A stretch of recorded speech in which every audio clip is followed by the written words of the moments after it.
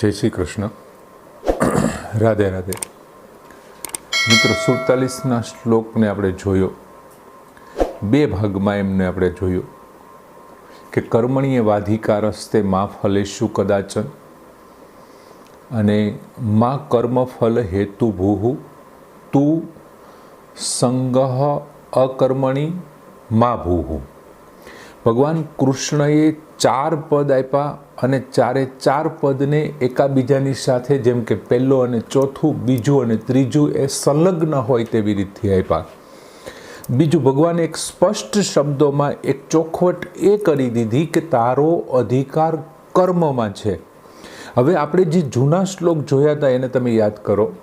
એમાં ભગવાન કૃષ્ણએ એક વખત સ્પષ્ટ વાત કરી કે અત્યાર સુધી મેં તને આ જે વાત કરી એ જ્ઞાનની બાબતમાં, હવે તું આને યોગની બાબતમાં, યોગ એટલે કે કર્મની બાબતમાં હવે તું આને સાંભળ. અને ત્યાર પછી આ કર્મની ચર્ચા આપણે ચાલુ થઈ છે. હવે ભગવાન કૃષ્ણ 48મા શ્લોકમાં વાત કરે છે કે યોગસ્થ કુરુ કર્મણી સંગ ત્યક્ત્વા ધનંજય સિદ્ધય અથવા સિદ્ધિ અસિદ્ધય શમો ભૂત્વા સમત્વમ યોગ ઉચ્યતે. ભગવાન કૃષ્ણએ આ શ્લોકમાં યોગની પહેલી વ્યાખ્યા આપી. શું કહે છે કે યોગસ્થ કુરુ કર્મણી કર્માણી સંગમ ત્યક્ત્વા ધનંજય. યોગસ્થ, યોગમાં સ્થિર થઈને, યોગમાં રહીને, કુરુ એટલે કર, કર્માણી એટલે કર્મો. તું યોગમાં રહીને, યોગમાં સ્થિત થાય. હવે યોગ એટલે સમયોગમાં, સમતારૂપી કર્મમાં એવી અર્થમાં છે, અથવા નિષ્કામ ભાવમાં એવા અર્થમાં છે. એટલે કે યોગસ્થ કુરુ કર્મણી, યોગમાં રહીને અથવા સ્થિર થઈને કુરુ કર્માણી, કર્મો કર. સંગમ ત્યક્ત્વા, સંગમ એટલે આસક્તિ, ત્યક્ત્વા એટલે છોડીને, ધનંજય એટલે હે ધનંજય, અર્જુનનું એક નામ છે. સિદ્ધય સિદ્ધયો, સિદ્ધિ અસિદ્ધયો, સિદ્ધિ અને અસિદ્ધિમાં સમો ભૂત્વા, સમાન બનીને, સમાન થઈને સમત્વમ યોગ ઉચ્યતે. સંભાવને અથવા સમતાને યોગ ઉચ્યતે એટલે કહેવાય છે. ભગવાન કૃષ્ણએ યોગની બહુ સરસ વ્યાખ્યા કરી છે અને સૌથી પહેલી વ્યાખ્યા છે. આમના પછીના શ્લોકમાં બીજી વ્યાખ્યા આવશે કે યોગ કર્મ શું કૌશલ. જો કે એ બાબતમાં નોખા વિદ્વાનોના જુદા જુદા મત છે એ વ્યાખ્યા બાબતમાં, એ પણ આપણે તે વખતે જોઈશું. હવે અહીંયા શું કહે છે કે સંગમ ત્યક્ત્વા, સંગમ એટલે આસક્તિ, ત્યક્ત્વા એટલે છોડીને. એક તો પહેલું કામ તારે શું કરવું જોઈએ? આસક્તિને છોડી દે. આમના પહેલાના શ્લોકમાં શું કીધું તું? મા કર્મફલ હેતવ ભૂહ હેતુહુ ભૂહ, તું કર્મના ફળની ઈચ્છાવાળો બનીશ નહીં. અહીંયા એવું કે છે સંગમ ત્યક્ત્વા, આસક્તિ છોડીને. પછી આસક્તિ છોડવું એટલે શું? તો કે નિર્લિપ્તતાને પ્રાપ્ત કરવાની વાત છે. કોઈ પણ કર્મ તને લેપાવવું ન જોઈએ. એ કર્મ તને ત્યારે ન લેપાય જ્યારે તું એ કર્મ પ્રત્યેની આસક્તિને છોડી દે. તું પહેલેથી જ કોઈ બાબતમાં આસક્ત હશે તો એ કર્મ તને લેપશે. જો તું કોઈ પણ ફળ છે, કોઈ પણ વસ્તુ, કોઈ પણ સ્થળ, કોઈ પણ પ્રાકૃત કોઈ પણ તત્વજીવ છે, એમની અંદર જો આસક્તિ હશે ને અને પછી જો તું કર્મ કરીશ ને તો એ કર્મના ફળ તને બંધનરૂપ બનશે. તું એમાંથી લેપાઈશ. એ કોઈ મિનમેખ વગરની વાત છે, કોઈ પ્રશ્નની વાત નથી. કેમ કે તે આસક્તિ રાખીને, ફળની ઈચ્છા રાખીને કર્મની શરૂઆત કરી છે.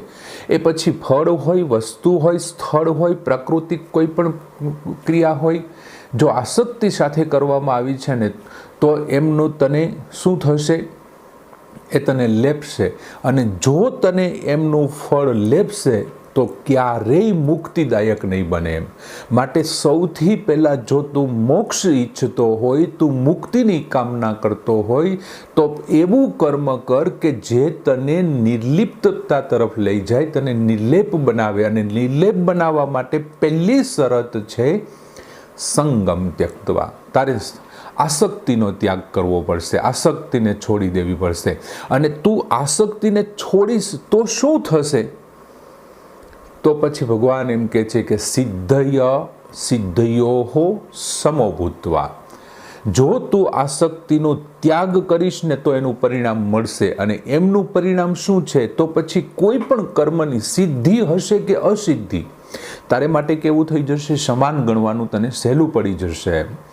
જો તે આસક્તિ નહીં રાખી હોય કર્મની, કોઈ એક વિદ્યાર્થી, એક બાળક છે, આખું વર્ષ છે એ ખૂબ સારી રીતે અભ્યાસ કરે છે, પણ જો એનામાં આસક્તિ હશે કે મને આટલા માર્ક્સ મળવા જ જોઈએ, અને જો એ આસક્તિ સાથે એમણે અભ્યાસ કર્યો હશે તો એ નહીં મળે ને તો એ કેવું બનશે?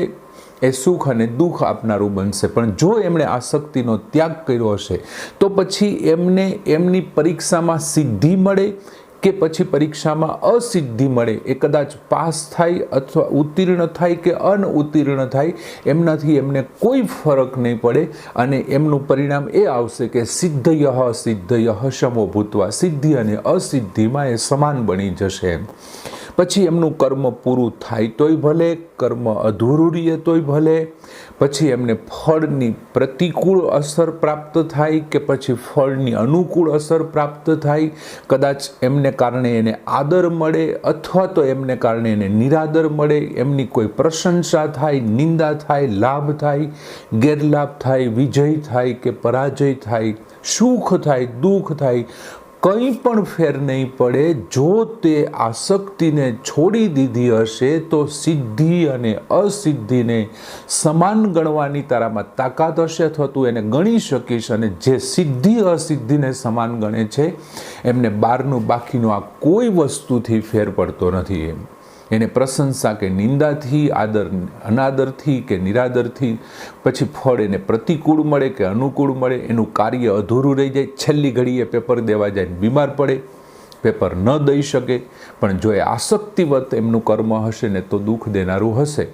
પણ જો એ અનાસક્ત બનીને કામ કરતો હશે, એણે તૃષ્ણાઓનો ત્યાગ કરી દીધો હશે અને અનાસક્ત ભાવે એમણે કામ કર્યું હશે ને તો એમને કંઈ ફેર નહીં પડે. અને બીજું, ગમે તે પરિણામનો ઉદ્દેશ્ય હોય પણ જો એનામાં સમતા આવી જાય તો અનાસક્ત ભાવ આવે. આપણને એમ થાય કે આ આસક્તિ છોડવી કેવી રીતે? સિદ્ધિ અને અસિદ્ધિ છે એમને કેવી રીતથી આપણે સમાન ગણી શકીએ? તો સમતાનો ભાવ જો એનામાં પેદા થાય, કોઈ પણ બાબતને એ સમાન ભાવે, સમાનતાથી જોવે. આગળના શ્લોકમાં પણ આપણે એમ જોયું હતું. અને જો એ સમતાથી જોશે ને તો એનામાં અનાસક્ત ભાવ આવી જશે. એને માટે બે બાબત સમાન થઈ જવી જોઈએ. જય પરાજય સમાન થઈ જવો જોઈએ, આદર અને અનાદર સમાન થઈ જવો જોઈએ, પ્રશંસા અને નિંદા, એમના વખાણ કરે તો પણ સમાન, નિંદા કરે તો પણ સમાન, અનુકૂળ પરિસ્થિતિ આવે તો પણ એક સરખું વર્તન અને પ્રતિકૂળ પરિસ્થિતિ આવે તો પણ એક સરખું વર્તન. જો આવી અવસ્થા થઈ જાય ને તો એનામાં અનાસક્ત ભાવ જાગૃત થાય. અને આ અનાસક્ત ભાવ કેવી રીતથી આવે? તો કે એ છે ને અંતઃકરણની સમાનતાથી આને સાધી શકાય છે. અંતઃકરણની સમાનતા જો હોય, ક્ષમતા હોય, તો પછી એ સાધ્યરૂપી ક્ષમતા એનામાં આવી જાય. અંતઃકરણની ક્ષમતા એટલે શું? તો કે એ સાધન છે અંતઃકરણ. અને જે સાધવાનું છે ને એને તો જ સાધી શકાય કે તમારી પાસે સાધન જો આવું હોવું જોઈએ. સાધન તમારી પાસે સારું નથી તો સાધ્ય વસ્તુ તમારી પાસે આવશે એ સારી નહીં આવે, અથવા તો બરોબર નહીં મળે તમને. એટલે સૌથી પહેલાં સાધનમાં ક્ષમતા હોવી જોઈએ. અને સાધનમાં ક્ષમતા પ્રાપ્ત કરવા માટે ભગવાન કહે છે યોગસ્થ કુરુ કર્માણી. યોગસ્થ કુરુ કર્માણી. યોગમાં સ્થિર થઈને તારે યોગની અંદર, હવે યોગ એટલે શું? તો કે સમબુદ્ધિ. યોગ એટલે શું? સમતાવાળી બુદ્ધિ જે છે એનું નામ યોગ છે. અને એ સમતાવાળી બુદ્ધિમાં સ્થિર થઈ, જો સ્થિર થવાની વાત છે, માત્ર સમબુદ્ધિની શરૂઆત કરવાની વાત નથી. એક વખત આપણે જોયું હતું નેહાભિક્રમ નાશઃ. અહીં આરંભનો નાશ નથી. સેજ માત્ર કદાચ તું બીજનું વાવેતર કરી દઈશ ને તો પણ ચાલશે, એમનો નાશ નથી. અહીંયા ભગવાને સ્પષ્ટ કીધું છે યોગસ્થ. તારે યોગમાં સ્થિર થઈ જવાનું છે. ઘણી વખત આપણી ઘરે આપણે પૂજન કરતા હોય ને તો શરૂઆતમાં ગણપતિનું પૂજન કરીએ, પછી ભગવાન સત્યનારાયણની જ વાત આવે, વચ્ચે કંઈ ગણપતિની વાત ન આવે, ગણપતિ મહારાજની કંઈ વાત ન આવે, તો શું કર્યું આપણે?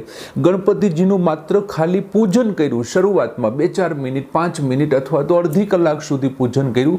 પછી 7 દિવસ સુધી ચાલનારી ભાગવત જ્ઞાન સપ્તાહ યજ્ઞ હોય, 9 દિવસ સુધી ચાલનારો રામાયણની કથા હોય કે પછી બીજી કોઈ પણ કથા હોય, માત્ર શરૂઆતમાં જ ગણપતિનું પૂજન કર્યું એમ નહીં. ભગવાન એમ કહે છે યોગસ્થ, યોગમાં સ્થિર થઈને લાંબો સમય સુધી તારે રહેવાની વાત છે.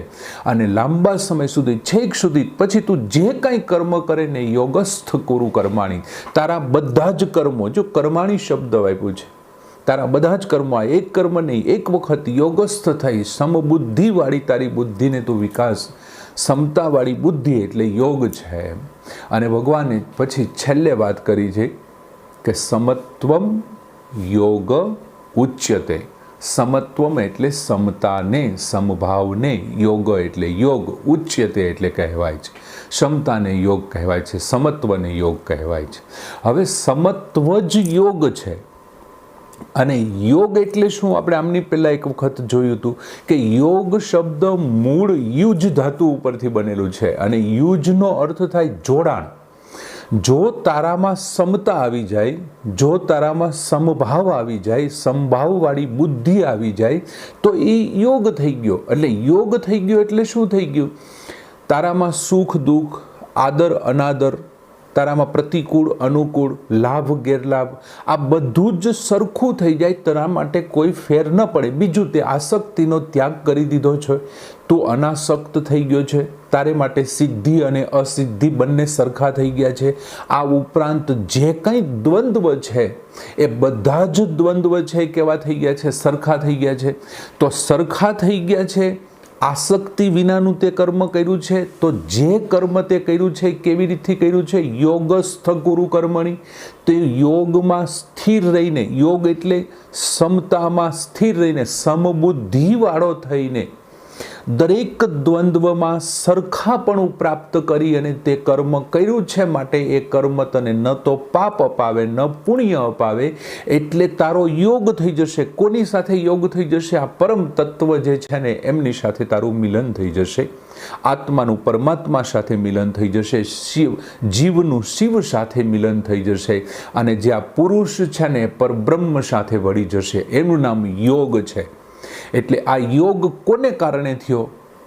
તો કે યોગસ્થ કુરુ કર્મણે. યોગમાં સ્થિર રહી અને જે કર્મો કર્યા એમને કારણે આ થયો. તો યોગમાં સ્થિર તું કેવી રીતથી રહી શક્યો? તો કે સિદ્ધિ અને અસિદ્ધિ બેયને એક ગણવાનું ચાલુ કર્યું, બેયમાં સમાન થઈ ગયો હું. એટલા માટે યોગને, અને સિદ્ધિ અને અસિદ્ધિને તું સમાન ક્યારે ગણી શક્યો? તો કે સૌથી પહેલાં મેં શું કર્યું? સંગમ ત્યક્તવા. મેં આસક્તિને છોડીને, મારી કોઈ એવી આસક્તિ જ નહોતી, મારી એવી કોઈ ઈચ્છા જ નહોતી, મારી કોઈ એવી ઘેલછા નહોતી, એવી કામના નહોતી કે મને આ પ્રાપ્ત થાય. પછી એ થાય કે ન થાય મને શું ફેર પડવાનું? મારી એવી કોઈ ઈચ્છા જ નથી કે થાય કે ન થાય તો મને ફેર શું પડવાનું? એટલે સિદ્ધિ અસિદ્ધિને મેં સમાન ગણી નાખ્યા. અને જે બી સિદ્ધિ અસિદ્ધિને સમાન ગણ્યા એટલે મારામાં સમતાનો ભાવ આવ્યો. સમતાનો ભાવ એટલે યોગ છે. ભગવાન કહે છે સમત્વમ યોગ. અને એ સમતાના ભાવથી મેં બધા જ કામ કર્યા. અને એટલા માટે એ કાર્ય કેવા થયા? ન તો મને પાપ આપનારા થયા, ન તો મને પુણ્ય આપનારા થયા. એટલે પરમાત્મા સાથેનું પુરુષનું મિલન થઈ ગયું, આત્માનું પરમાત્મા સાથે મિલન થઈ ગયું, અને એ જ પ્રમાણે જીવનું શિવ સાથે મિલન થઈ ગયું. અને દાખલા તરીકે બાકીના જે જો બાકી આગળના શ્લોકમાં, આગળના અધ્યાયમાં ભગવાન એક જગ્યાએ યોગની વ્યાખ્યા, અહીંયા સમત્વને યોગ કીધો છે, સમભાવ સમતાને સમબુદ્ધિને યોગ કીધો છે.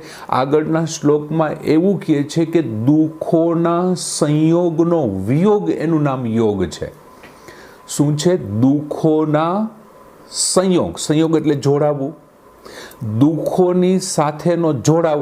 હવે એવું છે જ નહીં, એનો વિયોગ એટલે કે સુખ થયું તો એનું નામ યોગ છે. પણ મિત્રો, સાંસારિક સુખ જે મળે છે ને એ કાયમી નથી. જેવા એ સુખ જતા રહેશે એટલે કેવું થશે? સીધું દુઃખ થશે. સાંસારિક સુખ છે કાયમી નથી, એટલે જેવા જશે એ ભેરું દુઃખ થશે. સાંસારિક સુખ એક ખરેખર બીમારી જેવા છે. દાખલા તરીકે માની લ્યો કે કોઈને દરાજની બીમારી હોય, ખરજવું જેને આપણે કહીએ છીએ, એ ખરજવામાં ખંજવાળું ઉપડે છે ને, ત્યારે ખંજવાળીએ ત્યારે આપણને સુખ મળે છે. અને જેવી ખંજવાળ બંધ થાય છે અને પછી જે બળતરા થાય છે ને એમાંથી દુઃખ મળે છે. એમ સંસારના સુખ થોડી વાર માટે કેવા હોય છે? સુખ આપનારા, અને પછી બળતરા કરનારા, દુઃખ કરનારા હોય છે, જેમાં ખંજવાળે કર્યું. અને આમ દરાજનો રોગ છે એ એક જાતનો, આ ખંજવાળ અને એ જે મળે છે ને એક જાતનો રોગ છે. અને એમ આવી રીતે સંસારિક સુખ, જે સાંસારિક સુખ પ્રાપ્ત થાય છે ને રોગની જેમ, એમના સુખ પણ દુઃખ આપે છે અને દુઃખ પણ છે ને એ દુઃખ જ આપે છે.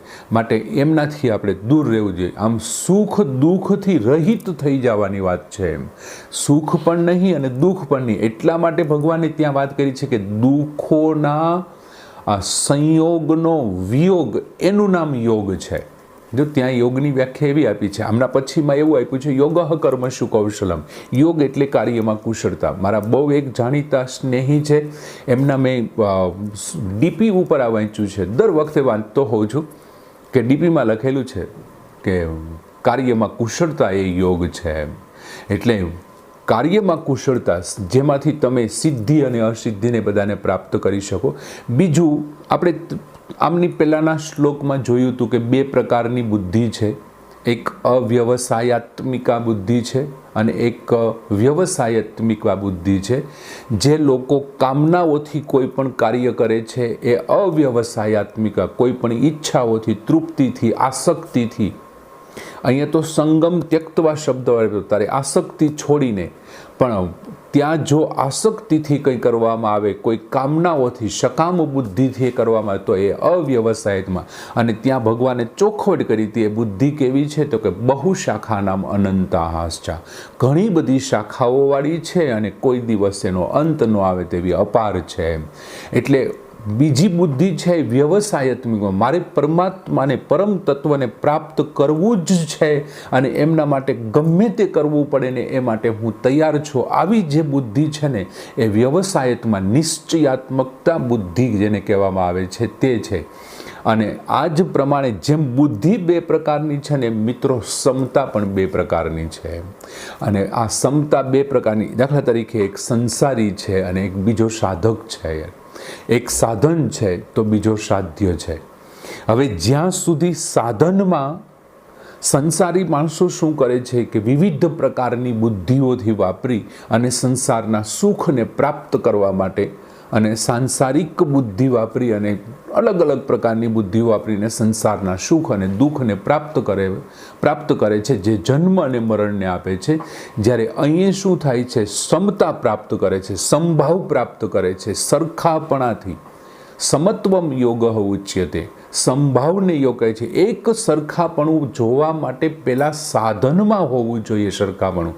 અને સાધન કોણ છે? તો કે સાધન અંતઃકરણ છે. જો તમારા અંતઃકરણની અંદર, એટલે કે તમારું મન, બુદ્ધિ અને અહંકાર, આ ત્રણેયની અંદર જો સમતા હશે, સમાન ભાવ હશે, તમારા મનની અંદર સમાન ભાવ, બુદ્ધિની અંદર સમાન ભાવ, તમારા અહંકારની અંદર સમાન, ત્રણેયની અંદર જો સમાન ભાવ હશે ને, તો એ સાધનથી, એ સાધક જે છે એ સાધક એ સાધનથી સ્વતઃ સિદ્ધ પરમ તત્વને પ્રાપ્ત કરી લેશે. અને એ પરમ તત્વ છે ને એ આ યોગ છે, એ સમતા છે અને એમનું નામ યોગ છે. આ પરમ તત્વ એટલે યોગ સાથેનું જોડાણ. અને એ કોનાથી આવે છે? તો કે સમતાથી. એટલે સમતા જ શું છે? યોગ છે. સમત્વમ યોગ, સમતાને યોગ કહે છે. યોગ એટલે શું છે? આત્મા પરમાત્માનું જોડાણ. એને શું કહેવાય? તો કે સમતા. તમારી અંદર ક્ષમતા આવી ગઈ તો એ સાધનથી સાધક સ્વતઃ સિદ્ધ થઈ અને પોતાના સ્વરૂપને પોતે જોઈ શકશે અથવા પોતાના સ્વરૂપને માણી શકશે પરમાત્માની સાથે ભળેલું.